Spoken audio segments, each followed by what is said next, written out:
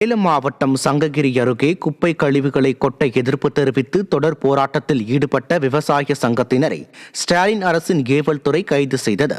சங்ககிரியை அடுத்த அரிசிராமணி பேரூராட்சிக்கு உட்பட்ட குறுக்குப்பாறையூர் பகுதியில் திடக்கழிவு மேலாண்மை திட்டத்தில் கீழ் குப்பை கிடங்கு அமைப்பதற்கு அப்பகுதி மக்கள் எதிர்ப்பு தெரிவித்து தொடர்ந்து 28வது நாளாக போராட்டத்தில் ஈடுபட்டனர்.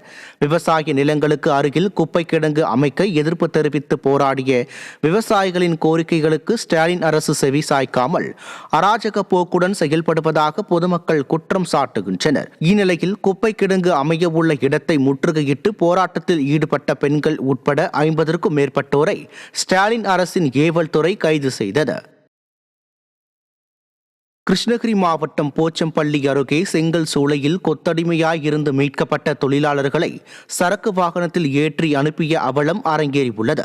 சிங்காரப்பேட்டை அருகே உள்ள 5 குடும்பத்தைச் சேர்ந்த இருளர் இன பழங்குடியின மக்கள் கடந்த 3 ஆண்டுகளாக கொத்தடிமைகளாக வேலை செய்து வருவதாக தேசிய ஆதிவாசி ஒற்றுமை கவுன்சிலில் புகார் அளிக்கப்பட்டது. இதையடுத்து போச்சம்பள்ளி அடுத்த மடத்தானூரில் உள்ள செங்கல் சூளையில் பணியாற்றிய 21 தொழிலாளர்கள் மீட்கப்பட்டனர்.